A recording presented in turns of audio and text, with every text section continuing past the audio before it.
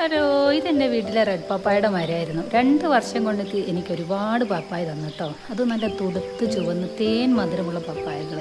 ഞാൻ വിത്ത് വാങ്ങി മുളപ്പിച്ച് ഉണ്ടാക്കിയെടുത്ത തൈയായിരുന്നു. ഇത് വളർന്ന് വളർന്ന് ഒരുപാട് വലുപ്പത്തിലങ്ങ് പോയപ്പോൾ വലിയ മതിൽ, താഴെയുള്ള വീടും എല്ലാം നോക്കി സേഫ്റ്റി കണക്കിലെടുത്ത് പകുതിക്ക് അങ്ങ് മുറിച്ച് കളഞ്ഞതാണ്.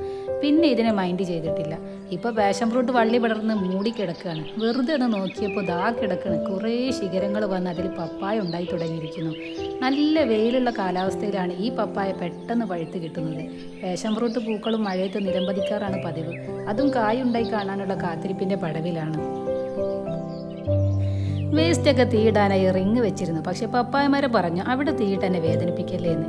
എന്നാൽ പിന്നെ വെട്ടിയിടുന്ന പുല്ലും ചെടികളും ഇടാനാക്കാമെന്ന് കരുതി. പിന്നെ പച്ചക്കറി വേസ്റ്റൊക്കെ ഇതുപോലെ PVC പൈപ്പ് വെച്ച് മണ്ണിലേക്ക് ഇറക്കി കൊടുക്കും. ചുമ്മാ വേരുകൾ വളം വലിച്ചെടുത്ത് ഉഷാറാവട്ടല്ലേ.